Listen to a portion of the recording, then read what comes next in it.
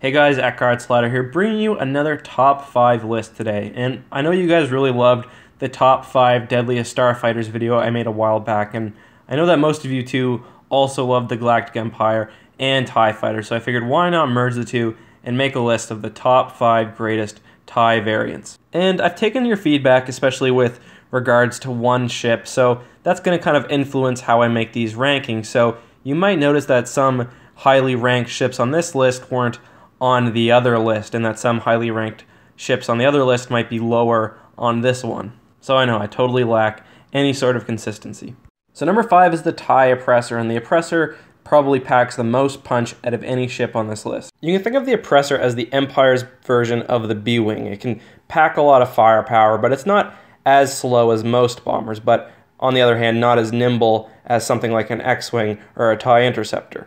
And the most impressive thing about the ship was just the sheer amount of damage that it could do, and not only against smaller ships, but also against capital ships. And it was elite in the amount of damage it was able to do, especially through its missiles. The ship did have a few drawbacks, though. All its technology took up a lot of space and really weighed the ship down, so it was less nimble and less speedy than you would expect for a TIE variant. However, a talented pilot could still take on other snub fighters one-on-one, especially when the ship was equipped with boosters and anti-ship missiles. The ship also had an above-average shield, but unfortunately no hyperdrive, so it required a carrier to bring it into battle. All in all, the Oppressor's impressive offensive output, especially when put in a multi-function role where it can fight both capital ships and smaller fighters, make it the 5th strongest TIE fighter variant.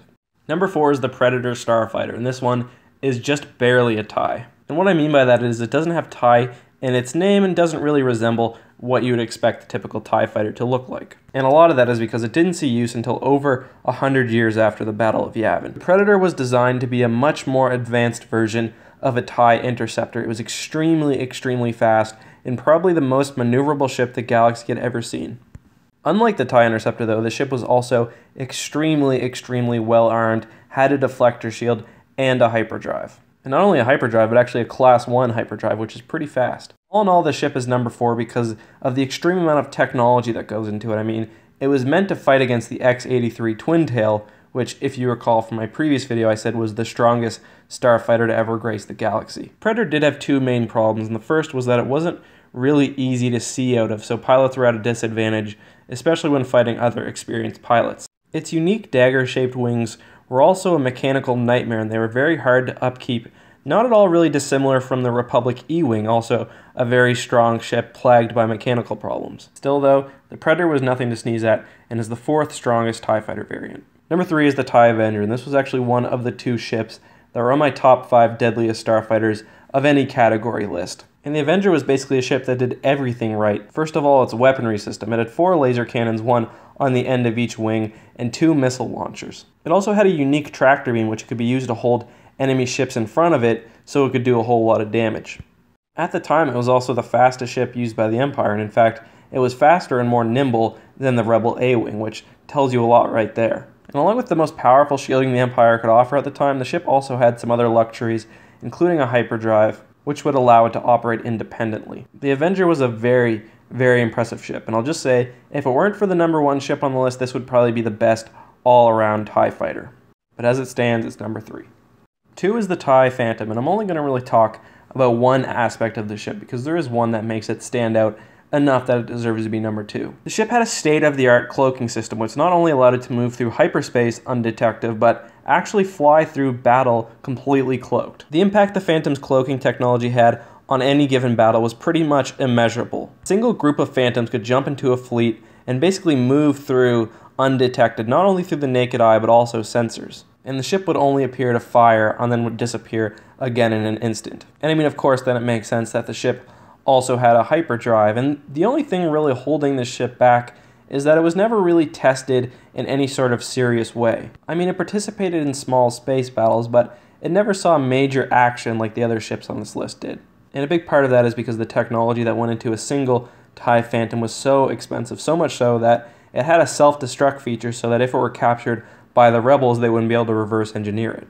The Phantom could arguably be number 1, but in my mind, that can only go to one ship. And that, of course, is the TIE Defender. You guys remember a few minutes ago when I was hyping up the TIE Avenger, telling you how great it was, and making it to be the best starship in the galaxy?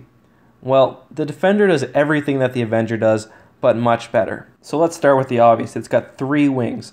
2 of these wings each have 2 laser cannons on it, and the other one has 2 ion cannons, which is unique for the TIE Defender. On top of that, the ship also had a dedicated missile system. And I mean, the Defender is almost unfair. Remember how I told you that the Avenger was the fastest ship at the time? Well, it gets beat, and beat badly, by the Defender. Not only speed, but maneuverability. And the Defender is not only a beast offensively and through its speed, but also defensively. It's got a shielding system comparable to those you'd find on a capital ship, along with a very thick hull. The Defender has a hyperdrive system and could actually engage capital ships one-on-one and win. And while the Defender doesn't have a dedicated cloaking system like the Phantom does, it's the best all-around TIE fighter and arguably the best all-around starfighter in galactic history. The TIE Defender could easily beat out ships from 100 years later. It was that impressive. And for that reason, the TIE Defender is the #1 TIE variant in galactic history. Anyways, guys, thank you so much for watching, as always, and thank you to all the people in my last video who pointed out that I was kind of undervaluing the TIE Phantom. I've obviously seen the error in my ways. Let me know if I'm still missing something and if your favorite TIE variant made the list. I'm going to say once again, thank you guys for watching. If you enjoyed, please subscribe, and I will see you soon. May the Force be with you.